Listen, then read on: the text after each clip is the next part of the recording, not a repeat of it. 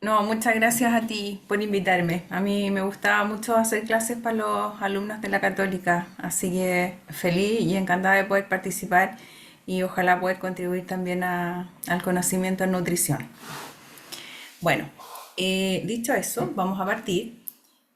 Como el José me sopló que había harta gente en intensivo, hice esta clase abarcando lo que más les va a importar en intensivo y también algunos tips para la urgencia, que si bien es cierto no hay mayores urgencias nutricionales que resolver, sí hay un par de cosas que es muy importante sospechar, diagnosticar y precozmente abordar. Ya, así que vamos a partir.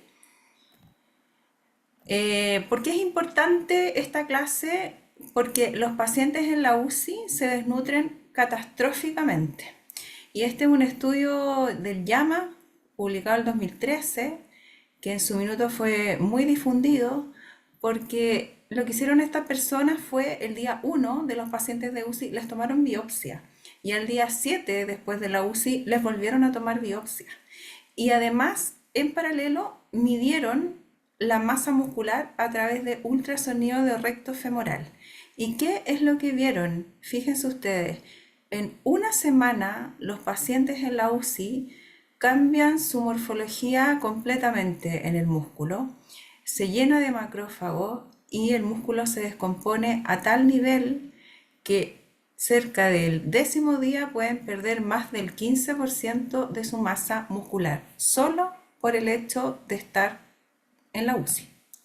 Y en los pacientes oncológicos esto se agrava aún más porque además de todos los factores de la UCI, cierto que es catabolismo, pérdida muscular intrínseca, falla multiorgánica, algunas complicaciones que impiden dar bien la nutrición enteral como gastroparesia, hilio, etcétera, se suman todos los efectos del cáncer en sí mismo, ¿cierto? Que es la inflamación del cáncer propiamente tal y también algunas particularidades de algunos cánceres, ¿cierto? Ustedes saben que tanto el cáncer como los tratamientos para el cáncer van produciendo hartas complicaciones. Dentro de los síntomas de impacto nutricional, por supuesto, está la mucositis, la disgeusia, la anorexia propiamente tal. También están las complicaciones de los tratamientos y lo que más en la UCI vemos son las enfermedades de injerto contra huésped, por ejemplo, en el caso de los trasplantes de progenitor hematopoyético. Y también se suma además la gran inflamación tanto por el cáncer como por la enfermedad crítica, lo que la verdad hace un incendio para el músculo y para el estado funcional de ese paciente. El paciente oncológico crítico presenta un riesgo significativamente alto de desnutrición debido a su enfermedad de base, los tratamientos oncológicos, el hipercatabolismo asociado a la enfermedad crítica, las demandas metabólicas aumentadas y el suministro nutricional insuficiente. La malnutrición se presenta en el 40 a 80% de los pacientes oncológicos durante el tratamiento y se asocia con mayor morbilidad, mayor estadía hospitalaria y mayor mortalidad. Por lo tanto, la malnutrición es un predictor independiente de mortalidad y de morbimortalidad. Los pacientes oncológicos en la UCI presentan altísimo riesgo nutricional y una mortalidad hasta del 36%. Y como les comentaba anteriormente, esto hay que recordarlo, es un predictor independiente de mortalidad a 30 días en la UCI oncológica. Y que, ya sabiendo esto, ¿qué es lo que tenemos que hacer sistemáticamente? Cada paciente con cáncer que entra a la UCI o que llega a consultar a la urgencia, uno sabe que ya tiene un porcentaje muy alto de presentar malnutrición. Por lo tanto, a todos los pacientes le debiéramos hacer universalmente un screening nutricional, es decir, una herramienta que sea confiable para detectar una condición nutricional que requiera una intervención. Como todo screening en medicina, este tiene que ser breve, rápido, fácil para ser aplicado por cualquier persona no experta en nutrición y lo ideal es que sea lo más mínimamente invasivo. Posteriormente, cuando ese screening sale positivo y sabemos que el paciente tiene un riesgo importante, es una forma de priorizar, y a ese paciente que el screening le sale positivo para riesgo nutricional, la idea es que se realice una evaluación nutricional completa a cargo de algún profesional experto en nutrición. Posterior a eso se hace un plan de nutrición. Cuando es posible, por supuesto siempre se usa la vía oral, pero sabemos que en la UCI la gran mayoría de nuestros pacientes no tiene disponible la vía oral. Cuando eso no es posible, ¿cierto? Uno ya recurre a la nutrición artificial a través de vía enteral, ¿cierto? Que va directo al tubo digestivo, ya sea por sonda nasogástrica o sonda nasoyeyunal, gastrostomía, yeyunostomía, etc. Y si la vía enteral no es posible, uno pasa a la vía parenteral a través, idealmente, de un catéter venoso central. Acá les quiero mostrar con esta diapositiva que hay muchísimas herramientas de screening nutricional, y ustedes saben que cuando hay muchas cosas de algo es porque ninguna es tan buena. Lo que sí, y por eso me interesa que las conozcan, ¿cierto? Las que más siempre van a leer en estudios nutricionales en UCI y en hospitalizados va a ser el NRS 2002, el MAST, ¿cierto? Y el MNA. ¿Cuál es la idea? No es que se los aprendan todos de memoria, pero sí que observen algo importante. Prácticamente todas las herramientas de screening nutricional evalúan el factor etiológico, es decir, si el paciente ha reducido su ingesta y si el paciente tiene una enfermedad que provoque inflamación sistémica. Fíjense bien, casi todo o prácticamente todas las herramientas de screening abordan esos dos puntos. Y lo otro que abordan prácticamente en su totalidad las herramientas de screening es si el paciente ha perdido peso, ¿cierto? Si el paciente tiene un IMC muy bajo o si el paciente tiene una baja masa muscular. Entonces, como concepto, ¿cierto? Si uno tuviera un minuto para hacer un screening nutricional, ¿qué es lo que debiera preguntar? Si el paciente ha reducido su ingesta de alimento, si el paciente está inflamado y si ha perdido peso. Esos tres factores son los más importantes: cantidad de ingesta, pérdida de peso, inflamación sistémica. Las guías europeas de soporte en paciente crítico que dicen que en esta población de paciente crítico no hay herramientas exclusivas validadas y que todo paciente que se estime más de 48 horas en la UCI, que tenga una infección grave, que lleve más de 5 días de subnutrición, que tenga ventilación mecánica o una enfermedad crónica de base severa, es un paciente que hay que considerar en riesgo nutricional. Una vez que uno va a evaluar ya en forma formal el estado nutricional, tiene que aplicar ciertas herramientas. Les quiero presentar la evaluación global subjetiva, porque fue la primera herramienta de evaluación que se tuvo. Está validada en muchas poblaciones, tanto ambulatorias como hospitalizadas, y se ha visto su valor predictivo en muchos settings: paciente quirúrgico, paciente oncológico y también en paciente crítico. La evaluación global subjetiva es una herramienta de, como su nombre lo dice, evaluación nutricional, que ha demostrado también su validez en población UCI, y una evaluación global subjetiva que diagnostica malnutrición es predictor de mayor mortalidad hospitalaria a los 90 días, a los 180 días, mayor estadía en UCI y mayor incidencia de lesiones por presión. ¿Cuáles son los factores que incluye esta evaluación global subjetiva? Primero, historia clínica, pérdida de peso, cuánto ha perdido ese paciente, en cuánto tiempo ha perdido el peso que ha perdido, ¿cierto? Cambios en la ingesta, si está normal, si las últimas 2 semanas estuvo disminuida, síntomas gastrointestinales persistentes, si había presentado náuseas, vómitos, diarrea o algún signo de malabsorción, cómo está su capacidad funcional o cómo estaba su capacidad funcional al ingresar, ¿cierto?, a la UCI, cómo está su actividad habitual, si está fatigado, etcétera, qué nivel de estrés metabólico tiene ese paciente, fiebre, infecciones graves, etcétera. Y en el examen físico uno va a evaluar la pérdida de grasa subcutánea, la masa muscular y si el paciente presenta edema o ascitis. ¿Por qué se llama evaluación global subjetiva? Porque no incluye parámetros bioquímicos, o sea, uno bien entrenado, sabiendo aplicarla, no necesita parámetros ni albúmina ni nada de esas cosas, sino que solo se guía por anamnesis y examen físico, ¿ya? Entonces, esta es la herramienta que más van a también leer en los estudios de nutrición y además es la herramienta, ¿cierto?, con la cual se han comparado todas las herramientas posteriores de evaluación nutricional, ¿ya? Y esta clase no sería una clase de nutrición si no les presentara los criterios GLIM, que también es una herramienta de evaluación nutricional.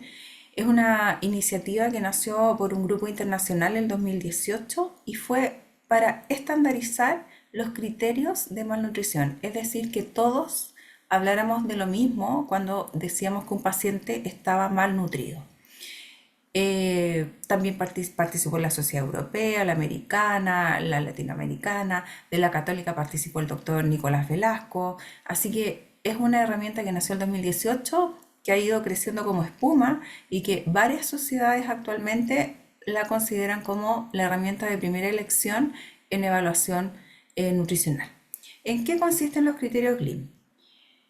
Consiste en evaluar algunos criterios fenotípicos, es decir, pérdida de peso, índice de masa corporal, masa muscular reducida, ¿cierto? Y también evaluar el criterio etiológico de por qué se puede producir esta malnutrición. Y acá hay dos criterios. Uno, inflamación, ¿cierto? Y segundo, el otro criterio es baja ingesta o mala absorción de esa ingesta, ¿ya? Entonces están los criterios fenotípicos, uno evalúa al paciente, peso, IMC, músculo, y después uno evalúa en qué contexto está este fenotipo. ¿Está con inflamación sistémica o es porque el paciente quizás no está inflamado, pero ha reducido su ingesta de alimentos o mal absorbe esos alimentos? ¿Y qué es lo que dicen los criterios GLIM? Cuando usted encuentra un criterio fenotípico más uno etiológico, ya puede decir que el paciente tiene malnutrición. Entonces es una herramienta que es estandarizable, que se puede aplicar y homogeneiza los conceptos de malnutrición. Entonces, un criterio fenotípico más uno etiológico, uno ya considera que es malnutrición. Y para evaluar la severidad de esa malnutrición, ¿cierto? Uno evalúa cómo ha sido el criterio fenotípico, es decir, cuánta pérdida de peso se ha producido en cuánto tiempo, qué grado de IMC bajo tiene el paciente y cómo está su masa muscular. Y esto es para mostrarles que los criterios GLIM, a pesar que son bastante nuevos o de los más nuevos en herramientas de evaluación nutricional, tienen validación y confiabilidad en población crítica con cáncer. En este estudio, los criterios GLIM fueron predictores independientes de mortalidad a 30 días en pacientes oncológicos críticos. Y ojo que la combinación GLIM de los criterios pérdida de peso más inflamación sistémica resultó ser el predictor más robusto, indicando que los pacientes desnutridos tenían 6 veces más probabilidades de morir que los no desnutridos. Esta combinación, es decir, pérdida de peso más inflamación sistémica, mostró una sensibilidad alta de 82% y una especificidad de 92% para malnutrición. Las combinaciones de GLIM, y esto es importante, aquellas combinaciones de GLIM que incluyeron el IMC como único criterio fenotípico no resultaron ser predictores independientes de mortalidad a 30 días. Y esto confirma, ¿cierto?, que en pacientes hospitalizados, sobre todo en un paciente en la UCI, el índice de masa corporal como única expresión de fenotipo es un indicador muy malo. ¿Por qué? Porque un paciente, si ustedes se lo imaginan, puede tener, por ejemplo, un IMC de 36, ¿cierto? O sea, un paciente con obesidad. Puede pesar 90 kilos con un IMC de 36-37, pero si ese paciente ha bajado 20 kilos o 15 kilos en los últimos 6 meses, independiente de su IMC, ya es un desnutrido severo. Por eso que aquellos predictores de GLIM que solo incluyen el IMC como fenotipo no son predictores de mortalidad en la UCI oncológica. Dos palabras de esto que también es importante, solo recordar que la albúmina sérica en el contexto de la UCI es un marcador de inflamación y gravedad, ¿cierto? Porque es un reactante negativo de fase aguda. Por lo tanto, pierdes todo su valor como parámetro nutricional. Pasa a ser un marcador de inflamación y de gravedad. La PCR, ustedes todos lo saben, es un marcador de inflamación y es un criterio etiológico crucial en el diagnóstico de desnutrición según los criterios GLIM. Y la prealbúmina en la UCI también es un reactante negativo de fase aguda y disminuye, ¿cierto?, con la inflamación, por lo que su uso no se recomienda en población UCI. Hay otra evaluación complementaria que uno puede ir haciendo, ¿cierto? Por ejemplo, en aquellos pacientes que pueden seguir instrucción y que están vigiles, se puede realizar una dinamometría para evaluar función muscular. También se puede evaluar la circunferencia de pantorrilla, que da una idea de la reserva muscular. Hay que recordar que se ajusta por edema, que también que se ajusta por IMC, y actualmente la circunferencia de pantorrilla ha estandarizado su técnica, sus ajustes por IMC y edema, y se incluyen también en los criterios GLIS, que son de sarcopenia. Así que es una herramienta que es simple, es noble, pero también se puede utilizar. Ya cuando disponibilidad de medios es mayor, ¿cierto? Está el escáner, que a nivel de la tercera vértebra lumbar se puede evaluar la composición corporal. Está la ecografía de recto femoral y la bioimpedanciometría, que con los equipos más nuevos de multifrecuencia son un poco más precisos cuando hay edema, ¿ya? Y está el ángulo de fase que lo da la bioimpedanciometría y habla de la integridad y el estado funcional de las membranas celulares. Esto es a modo de ejemplo, ¿cierto? Si ustedes se fijan, este es un estudio reciente del 2025 donde se ve la utilidad de usar la ecografía de cuádriceps en el paciente crítico oncológico, y este también es un estudio donde evalúan la sarcopenia preexistente en pacientes en la UCI oncológica. Por lo tanto, esto es algo que se viene, probablemente con el tiempo esto va a pasar a ser también una parte clave en la evolución del soporte nutricional, porque también son parámetros más objetivos. Una vez que ya evaluamos al paciente y que ya lo diagnosticamos con malnutrición, hay que ver cuándo y cuántas calorías y proteínas le vamos a dar a ese paciente, ¿ya? Y acá, bien importante, ¿cierto?, entender qué es lo que pasa en las fases de la UCI. Está la fase aguda, donde está incendiada la respuesta metabólica a la injuria. Hay una producción calórica endógena, principalmente a base de glucosa, que puede llegar a representar hasta un 50-70% del gasto energético total. ¿Cuál es el riesgo en esta primera fase aguda de la UCI? Que no considerando o si uno no considera esta producción calórica endógena, uno le dé los aportes calóricos proteicos exógenos, estos se sumen y uno corre el riesgo de sobrealimentar al paciente. Ese es el mayor riesgo en la primera fase de enfermedad crítica, sobrealimentar. ¿Y cuáles son los riesgos de eso? ¿Qué pasa cuando uno sobrealimenta al paciente? Presenta hiperglicemia, presenta hipercapnia, hipertrigliceridemia, esteatosis hepática y mayores infecciones. ¿Qué pasa ya después cuando el paciente viene saliendo de la fase aguda y ya se acerca a la fase más posterior? Disminuye esta producción calórica endógena.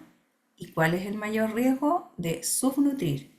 ¿Por qué? Porque al inicio uno calcula unos requerimientos calóricos proteicos, y si uno no va dinamizando esa estimación de requerimiento y se queda pegado con esos primeros aportes, después pasa a la siguiente etapa donde el paciente empieza con anabolismo y no va a tener los suficientes sustratos para poder recuperar. Por lo tanto, el mayor riesgo en la fase tardía de la enfermedad crítica es subnutrir al paciente, con todas las consecuencias que eso conlleva. caquexia, disfunción inmune, mayor infección, debilidad muscular y menor calidad de vida posterior a la UCI. Por muchos años, las guías en UCI recomendaron que en fase aguda de enfermedad a los pacientes se les tenía que aportar de 20 a 25 calorías y posteriormente subirse a 25-30 calorías por kilo día. Y respecto a las proteínas nos daban un margen bien amplio entre 1,2 y 2 gramos de proteína por kilo día. Y también siempre nos decían que la nutrición enteral precoz siempre era mejor que la parenteral precoz. Este es un estudio del 2011 que algunas alertas empezaron a dar, ¿cierto? Y por qué como que a todos nos dio como un poco de suspicacia esto. ¿Qué hicieron este estudio que es bien famoso? Lo van a escuchar harto, el TICACOS. Es un estudio, es un RCT, chiquitito pero RCT, 130 pacientes críticos y ellos dividieron en dos grupos. Un grupo le aportaron calorías guiados por calorimetría indirecta y al otro grupo usaron algo que se llama método factorial, que es calcular 25 calorías por kilo día.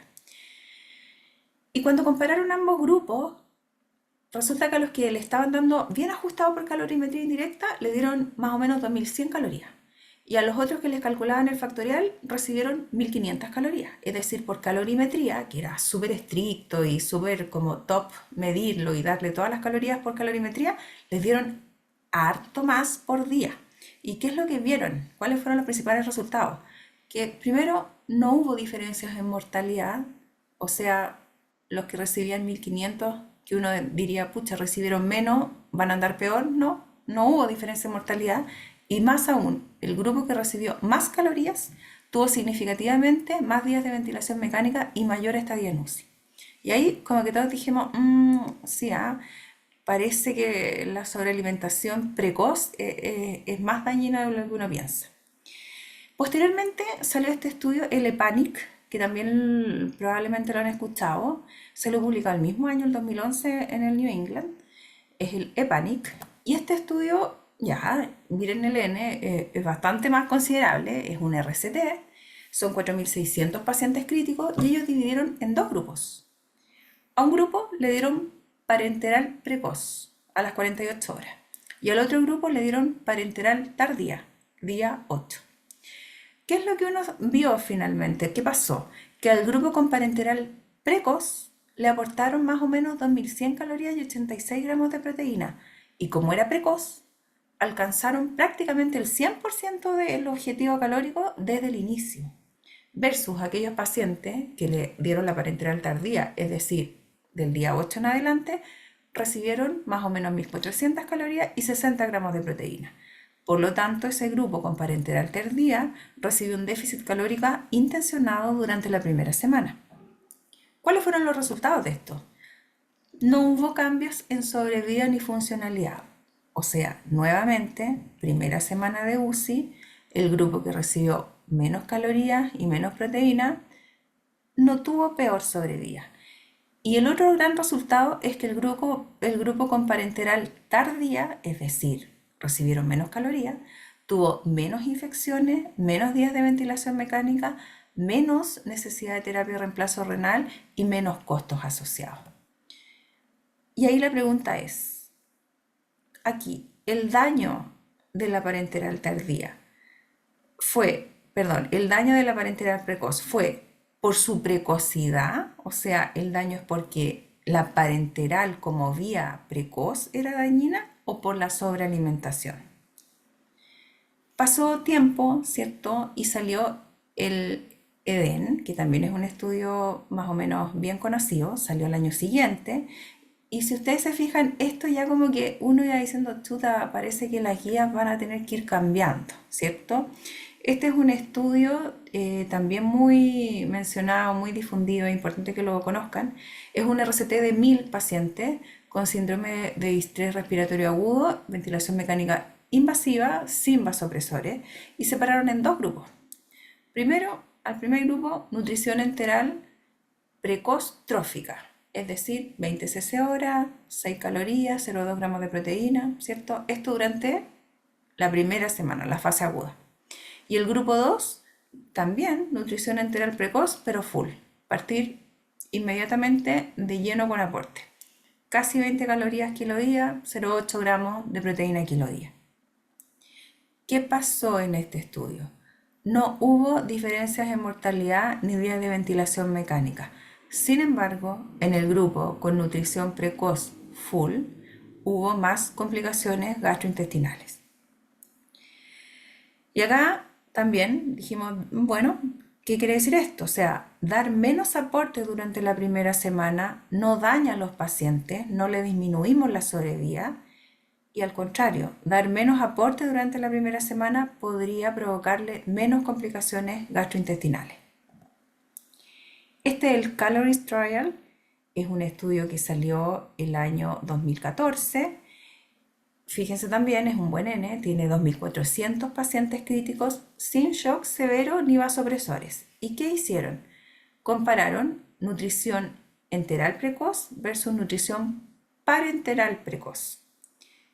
Y este es un detalle importante. Ambas vías, enteral y parenteral precoz, recibieron el mismo aporte calórico y el mismo aporte proteico. O sea, solo buscaron ver el efecto de la vía, porque controlaron aportes calóricos y proteicos para ser igual. ¿Qué vieron? Que no hubo diferencias en mortalidad ni infecciones. Y el grupo con parenteral, en este caso, tuvo menos hipoglicemias y menos vómitos. ¿Y qué dijimos ahí? Parece que la enteral precoz no es tan superior a la parenteral precoz como nos dijeron tanto tiempo, si es que la parenteral precoz se indica correctamente, sin sobrealimentar. O sea, ahí ya fuimos viendo que más que la vía parece ser que lo importante es que esté bien indicada, que uno conozca la fase de enfermedad, que uno conozca el grado de inflamación del paciente, que uno conozca si está ventilado, si está choqueado, si está con vasopresores. O sea, lo importante es no sobrealimentar y adecuar las calorías y proteínas al momento de la enfermedad y al tipo de enfermo. Este es el Nutrirea 2, es un estudio también súper conocido, salió publicado en el 2018, es un RCT con 2.410 pacientes y ojo, miren, esta población crítica eran pacientes con ventilación mecánica y con shock que estaban con uso de vasopresores. ¿Qué hicieron estos autores? Separaron en dos grupos, nutrición enteral precoz versus nutrición parenteral precoz y dieron el mismo aporte calórico. ¿Cuáles fueron los resultados? Nuevamente, no hubo diferencias en mortalidad y la nutrición enteral precoz presentó ciertas mayores complicaciones gastrointestinales, incluyendo isquemia intestinal. Entonces, esta población eran pacientes gravísimos, con ventilación mecánica y shock con uso de vasopresores. Dieron el mismo aporte en caloría a través de parenteral precoz versus enteral precoz y lo que se vio es que la parenteral precoz no aumentó la mortalidad y sí la enteral pudo tener mayor riesgo de isquemia intestinal. Entonces, nuevamente, la enteral precoz no fue superior a la parenteral cuando ésta se indicó correctamente, es decir, mismo aporte calórico, no sobrealimentar, y la parenteral puede ser incluso más beneficiosa cuando el paciente tiene mucha perfusión intestinal comprometida con riesgo de isquemia no oclusiva. Ya estamos a punto de terminar los estudios más clásicos. Este estudio es el Nutrirea 3, salió publicado en el Lancet el 2023. Fíjense también, es un buen número, 3.044 pacientes RCT con ventilación mecánica invasiva y vasopresores por shock, también una población bastante grave. ¿Qué hicieron ellos? ¿Qué compararon? Durante la primera semana de UCI separaron en dos grupos. El primer grupo, bajo aporte nutricional, 6 calorías kilo día y entre 0,2 y 0,4 gramos de proteína kilo día, versus la nutrición estándar, que era lo que salía hasta en la guía todavía hasta ese momento. El estándar eran 25 calorías y entre 1 y 1,3 gramos de proteína kilo día. Se utilizó una o ambas vías para dar estos aportes, enteral o parenteral, según la tolerancia digestiva y la perfusión intestinal. Recuerden que eran pacientes con shock y vasopresores. Por lo tanto, ellos se concentraron acá en el NutriRea 3, específicamente en las calorías y proteínas. O sea, dijeron, no importa la vía, lo que nos vamos a concentrar es evaluar pocas calorías y proteínas la primera semana de UCI versus lo que está hoy actualmente vigente. ¿Y qué es lo que vieron? No hubo diferencias en mortalidad. Y el grupo con mayor aporte la primera semana de UCI tuvo más complicaciones gastrointestinales, incluyendo isquemia intestinal, y presentó también mayor tiempo hasta estar listo para el alta de la UCI. O sea, en pacientes críticos con ventilación mecánica invasiva y vasopresores, un aporte reducido la primera semana de UCI puede acelerar la recuperación sin aumentar mortalidad. O sea, menos es más en la fase aguda. Y este es el último estudio como importante que salió en nutrición, que es el Effort Protein. También salió publicado en el Lancet el mismo año. Tiene 1.300 pacientes, un RCT también, 1.300 pacientes con ventilación mecánica invasiva, y ellos definieron estudiar las proteínas específicamente. Separaron en dos grupos, el grupo alto en proteína, que ellos programaron darle 2,2, pero en verdad en la práctica recibieron 1,6 gramos por kilo día, versus el grupo de bajas proteínas, que ellos programaron darle 1 gramo por kilo día, pero finalmente lograron darle 0,85 gramos por kilo. Ambos grupos fueron isocalóricos, es decir, ambos le dieron 14 calorías por kilo y esta intervención duró 12 días. ¿Cuáles fueron los resultados principales? No hubo diferencias en el tiempo hasta el alta vivo del hospital. Tampoco hubo diferencias en mortalidad a 60 días. Y el grupo de alta proteína en la fase aguda de enfermedad, aquellos pacientes que recibieron más proteína y que cursaron con AQI, tuvieron mayor mortalidad. ¿Cuál fue la gran conclusión de esto? Es que los pacientes con AQI o con mayor gravedad parecen no beneficiarse, incluso podrían tener daño de un aporte proteico muy alto, como era lo que antes estaba en la guía. El estado orgánico, renal, hepático, perfusional, etc., modula la tolerancia y la eficacia del aporte proteico. Siempre hay que recordar que en la fase aguda hay resistencia anabólica. Por lo tanto, aunque uno le dé muchas calorías o le dé muchas proteínas, el paciente está en otra. El paciente crítico en fase aguda está tratando de sobrevivir. Por lo tanto, no tiene toda la maquinaria metabólica, no tiene toda la maquinaria mitocondrial para procesar altas cargas en calorías, altas cargas en proteínas. Y eso fue algo que nos dimos cuenta en el tiempo que fueron surgiendo todos estos estudios. Implicaciones clínicas para los intensivistas. Primero que todo, el aporte calórico. La evidencia entonces de grandes estudios clínicos randomizados respalda la estrategia de un bajo aporte energético durante la primera semana en pacientes ventilados y con shock. Es decir, durante la primera semana es súper razonable dar entre 6 a 8 calorías por kilo día. Y los expertos sugieren que al final de la primera semana de UCI, cuando el paciente ya entra a otra fase, podamos empezar a subir a 20-30 calorías por kilo día. O sea, todo lo que estamos hablando es de entrada, primera semana, fase aguda.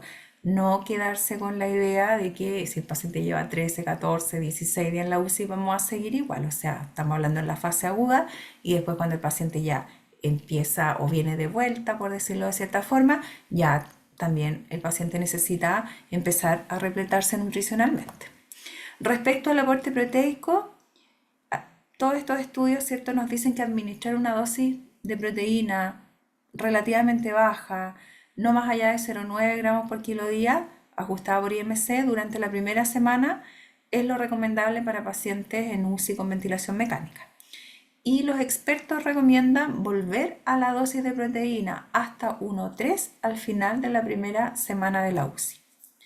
Respecto a la nutrición enteral, lo ideal es que se inicie precozmente, antes de 48 horas, en pacientes críticos que no puedan consumir una dieta oral y que no muestren signos de intolerancia o shock no controlado. En el fondo, la nutrición enteral siempre va a ser la vía de elección sobre parenteral cuando el tracto gastrointestinal es funcional, ¿ya? Respecto a nutrición enteral temprana versus parenteral temprana, lo que tenemos ahora ya más o menos claro que en pacientes graves o con riesgo gastrointestinal alto, es decir, con una perfusión el límite que nos diga que el paciente está en riesgo gastrointestinal de isquemia, no hay diferencia en mortalidad a 30 a 90 días cuando uno compara enteral temprana versus parenteral temprana, siempre y cuando no se sobrealimente la primera semana. ¿Qué pasa con los pacientes inestables hemodinámicamente? La nutrición enteral debe retrasarse o suspenderse en pacientes con shock no controlado o dosis inestables de vasopresores debido al riesgo de isquemia intestinal no oclusiva. Si la inestabilidad se resuelve, la nutrición enteral temprana no es superior en supervivencia a la parenteral. Y la nutrición parenteral suplementaria, es decir, no en forma exclusiva, sino la suplementaria es cuando le falta al paciente, cuando no logra a través de enteral, ahí uno puede dar una suplementaria. Esta suplementaria, no exclusiva, sino suplementaria, no debería administrarse antes del día 7 en adultos críticos que no alcanzan las metas por enteral. ¿Por qué? Por el riesgo de sobrealimentar, cuando es suplementaria. ¿Cuáles son las indicaciones de parenteral más frecuentes en la UCI oncológica? Las obstrucciones intestinales malignas, ¿cierto? Los ilios, las fístulas, las peritonitis tumorales, las carcinomatosis peritoneales, los posquirúrgicos digestivos o pélvicos. También es frecuente en cáncer ginecológico, que a veces tiene un compromiso abdominopélvico demasiado grande. Y por supuesto también muchas veces a los pacientes que cursan con enfermedad de injerto contra huésped o con mucositis severo, tenemos que apoyarlos con parenteral. Esto también es bien importante para UCI y también para los profesionales que reciben a los pacientes en la urgencia, ¿cierto? ¿Qué es el síndrome de realimentación? Es un conjunto de síntomas y signos desencadenados por el aumento repentino del aporte calórico en pacientes previamente desnutridos con hipoingesta prolongada o inanición franca.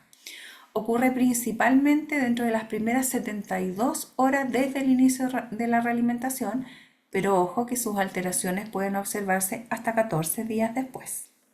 ¿En qué consiste la fisiopatología del síndrome de realimentación? Cuando hay un tiempo importante de inanición o hipoingesta, empiezan a funcionar algunos mecanismos como la glicogenólisis, el catabolismo proteico y la neoglucogénesis. Esto conlleva, por supuesto, a la depresión de proteína, de grasa, de electrolitos y de micronutrientes, o sea, se está catabolizando todo. Prácticamente podríamos hablar de cierta forma de una autofagia. ¿Qué es lo que pasa cuando hay una realimentación?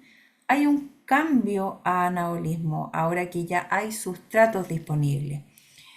¿Y qué es lo que pasa una vez que hay sustratos disponibles y que se desencadena esta respuesta? Por supuesto que aparece como la vedette del anabolismo, que es la insulina, ¿cierto?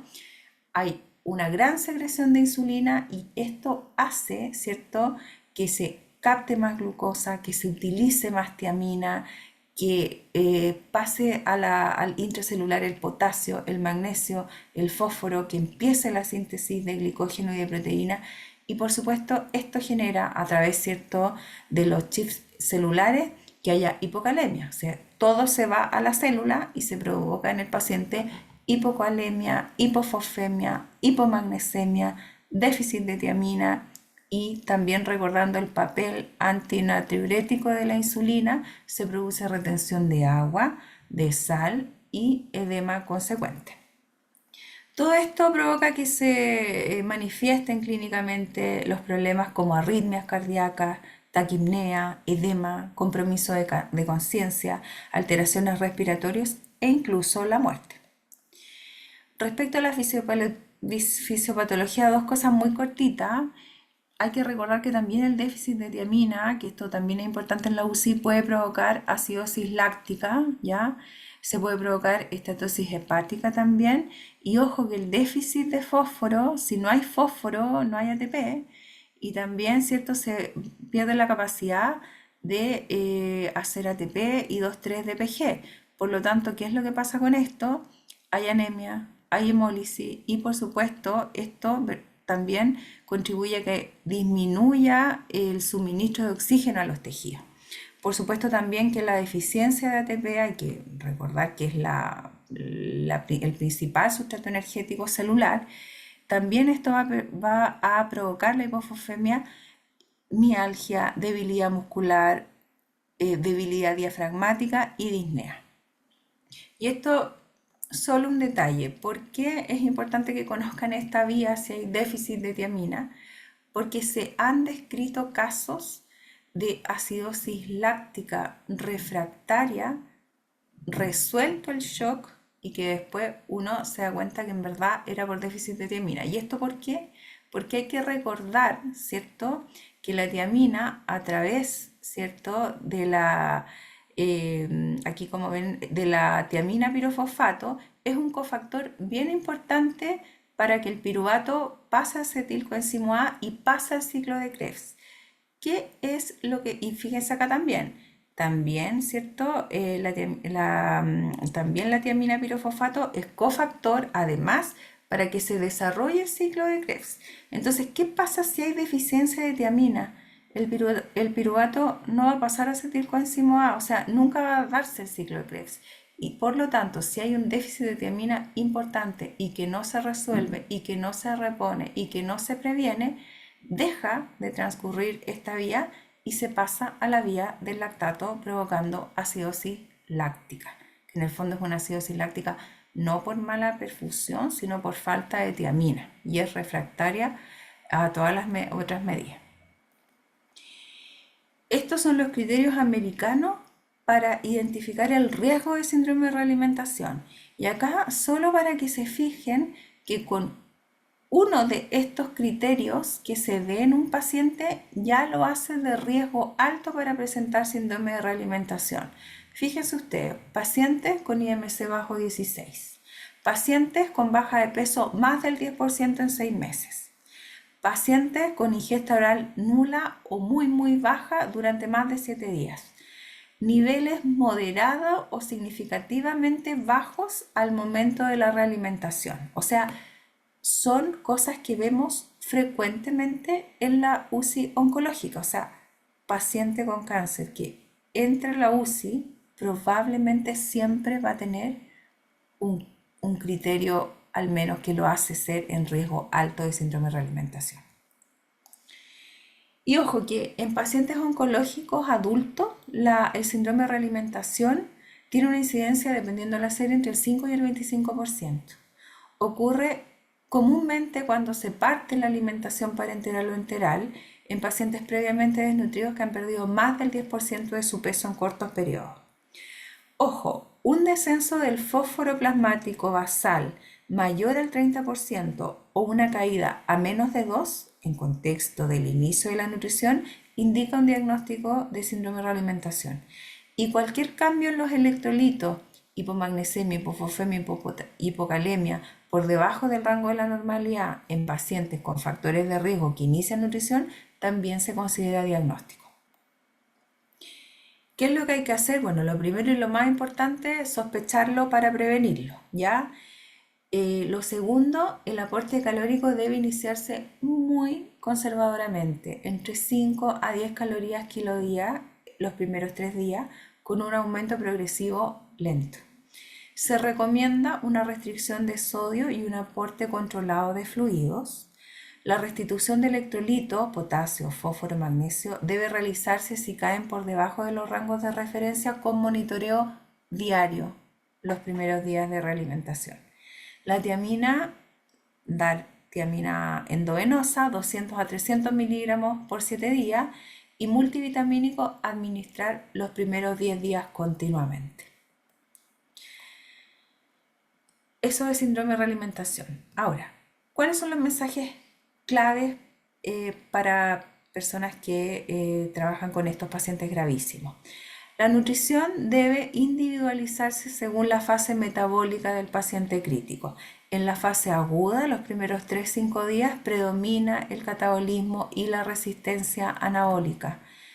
Recordar que los estudios EDEN, el EPANIC y el Nutrirea 3 demostraron que forzar el aporte calórico y proteico completo en fase aguda, la primera semana, no mejora la supervivencia y puede aumentar las complicaciones. ¿Cuál sería la estrategia óptima? Iniciar tempranamente, pero progresivamente, con metas bajas al inicio y ajustando según perfusión, estabilidad y tolerancia. Segundo mensaje, menos puede ser más en la fase aguda, o sea, alimentación hipocalórica, hipoproteica controlada los primeros días. Recordar el estudio EDEN, recordar el estudio Nutrirea 3, que mostraron que aportes entre 6 y 10 calorías kilo día y entre 0,2 y 0,5 gramos de proteína kilo día son seguros durante la primera semana. Evitar la sobrealimentación precoz puede contribuir a reducir vómitos, a reducir distensión abdominal, isquemia intestinal y carga metabólica. En el paciente inestable, la prioridad inicial es restaurar perfusión, restaurar oxigenación tisular, no cubrir requerimientos energéticos completos. Primero tiene que haber paciente para poder nutrirlo. Tercer mensaje, en pacientes con vasopresores, la vía enteral debe iniciarse con mucha precaución. El Nutrirea 2 mostró mayor riesgo de isquemia intestinal y complicaciones digestivas con nutrición enteral completa en pacientes hemodinámicamente inestables. Recomendación práctica, se puede iniciar nutrición enteral trófica 10-20 ml cuando la dosis de noradrenalina es menor a 0,1 gamma, cuando están las dosis estables, no en ascenso, cuando tenemos una PAM sobre 65, diuresis normal, lactato en descenso y un abdomen tranquilo. De lo contrario, se podría considerar una parenteral parcial o diferir el soporte hasta completa estabilización. Cuarto mensaje, más proteína no siempre es mejor. La dosis óptima depende del contexto. Y ahí recordar el estudio EFFORT del 2023 que mostró que un alto aporte proteico no mejora la mortalidad ni la recuperación funcional y puede ser dañino en pacientes con lesión renal aguda. La meta razonable en fase aguda es 0,8 gramos por kilo día, aumentando de 1,3 a 1,5 en la fase de recuperación. La dosis debe ajustarse a función renal, fase metabólica, considerar también cuando los pacientes están con terapia de reemplazo renal y por supuesto considerar la evolución clínica. Ojo, todo esto es la fase aguda de la UCI, los primeros 5 o 7 días. Cuando el paciente, entre comillas, se afirma, debe iniciarse la progresión calórica proteica. Y para eso, solo para que lo tengan en cuenta, esta es una adaptación que lo van a ver en varias presentaciones, que habla de la trayectoria del paciente crítico, ¿cierto? Los primeros días, ya después cuando el paciente pasa del día 5, cuando el paciente ya está en fase post-crítica y ya cuando el paciente está en planes de irse para la casa. Y si ustedes se fijan, ya después cuando el paciente sale de la fase muy crítica, muy aguda, ya ahí el cuento es otra cosa y ya empezamos a hablar de aportes progresivamente más altos, 30 calorías y miren ustedes, cuando ya el paciente ya está en esa fase anabólica que estamos rehabilitando, lo que queremos recuperar, ya uno puede alcanzar hasta más de 40 calorías por kilo día. Ya lo mismo pasa con las proteínas, ya uno va aumentando progresivamente y los pacientes que ya se están preparando para el alta, ¿cierto? Uno les puede llegar a dar hasta 2,5 gramos de proteína por kilo día porque ya está en una fase anabólica de rehabilitación, de volver a recuperar el músculo perdido. Y para eso, ¿cierto? Es importante, por supuesto, los médicos, los kinesiólogos, los fonoaudiólogos y todos aquellos que en este minuto, por supuesto, que se me van a olvidar, pero que son todos igual de importantes para ese paciente. Y bueno, he terminado esta clase y espero que hayan aprendido de soporte nutricional en UCI oncológica.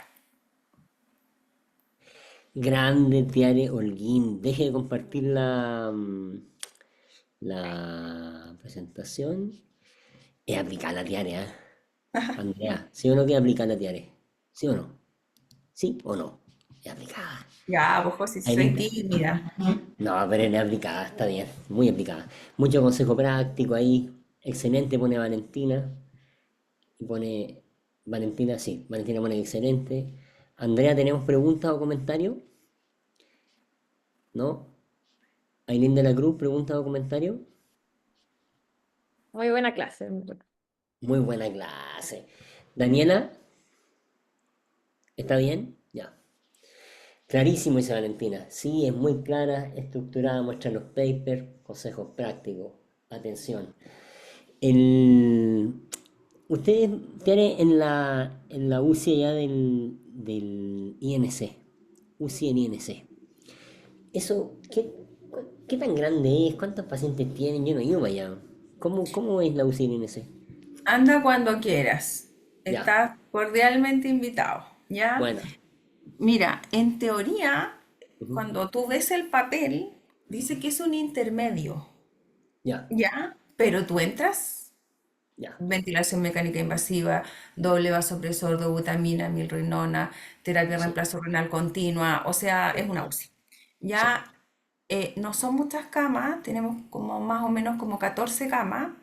Y esos pacientes vamos a diario a ver, vamos a hablar con el intensivista, ver si como se ha ingresado algo muy grave y ahí vamos haciendo como el triage.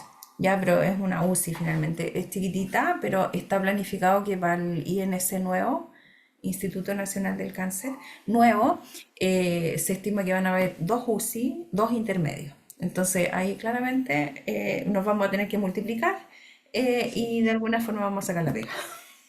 ¿Para cuándo está eso proyectado? Mira, dice el papel que como para 5 años, así que yo asumo que para 10. Ya. Sí, le ha pasado al sótero que se ha alargado mucho el nuevo sótero.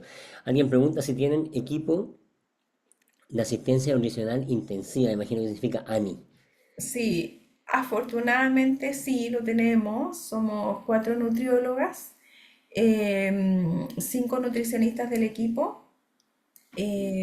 Así que sí, tenemos un súper buen equipo. Todas tenemos media jornada, pero siempre todos los días está cubierto. Y hacemos UCI, vamos a quimioterapia, MQ, cirugía. En realidad cubrimos todos los en todo el hospital, así que ahí vamos haciendo nuestra ronda, nuestros turnos. Qué buena. Pero sí, afortunadamente contamos con un equipo bien establecido de soporte nutricional. Genial. Oye, y qué dramático eso que mostraste de los músculos. O sea, Es heavy, dramático, sí, heavy. o sea, y eso es cosa, imagínate, por estar ahí en la UCI, Mm, con ese estado de gravedad máxima, ya tú pierdes al menos un 15% de músculo los primeros 10 días. O sea, tremendo. es por eso que no es que los haya querido asustar, pero en verdad la desnutrición es catastrófica en la UCI, es catastrófica. Y lo terrible es que cuando uno va viendo estudios de qué pasa con esos pacientes, se estima que el 40% de ellos recibe un soporte nutricional adecuado. Entonces, imagínate, sabemos el problema, lo tenemos diagnosticado, pero algo pasa que no llegamos a poder cubrir toda esa necesidad. Heavy, heavy, heavy. Hay que estar muy atentos, ¿cierto? Y también como dijiste, nos pasa harto que los mismos, o sea, como que las cosas agudas se llevan la atención de los médicos, ¿no? Del personal, de todo el mundo. Y ahí hay rol de todo el equipo para pesquisar esto, si esto es algo que es muy importante. Sí, y uno lo sabe, uno sabe que en el fondo lo urgente se lleva lo importante y son pacientes Sí, que son gravísimos, el intensivista y todo el equipo de la UCI, o sea, tienen millones de cosas que considerar. Realmente uno lo entiende, pero quizás ahí es importante concientizar, tener quizás una nutricionista que ella haga los screening y que ella, por ejemplo, alarme, que ella haga las red flags. Oye, sabes que este paciente puede esperar, sabes que este no puede esperar, pero es súper importante porque tal como decís tú, o sea, son pacientes tan graves con tanta patología, con tantas cosas que abordar, que por supuesto que si no hay alguien que está ahí encima preocupada de esto, por supuesto que se le puede pasar. Lo ideal es que no, pero hay que tratar de tener herramientas o vencer las barreras que hacen que no podamos llegar a todos los pacientes. Mm. Aileen Lewelling, ¿está con la mano levantada? Sí, yo. Dale. Oye, no, es que yo trabajo en la UCI El Sótero y es el tema de nutrición es un tema para nosotros, Mm. en general para todos los pacientes, no solo oncológicos. Es difícil porque el paciente que está en UCI ocupa muchas drogas, hay harta gastroparesia. Recién este año logramos, por ejemplo, que no nos midieran residuos gástricos, porque era fatal, porque medían residuos gástricos en los pacientes por hora y tú llegabas ya el otro día y las alimentaciones estaban todas suspendidas. Entonces, en verdad, la desnutrición en UCI es un tema, es súper complejo y ha sido súper difícil, en verdad. Em, tenemos el grupo de Ani en el hospital que también pasa visitas todos los días y que nos han ayudado harto, pero es difícil. Concuerdo ahí con la clase, digamos que es complejo lograr llegar a los aportes nutricionales, sobre todo un paciente que está con un cáncer activo. Mm. Sí, ahí lo que más se recomienda es que perdón, cada hospital o cada centro asistencial tenga sus protocolos.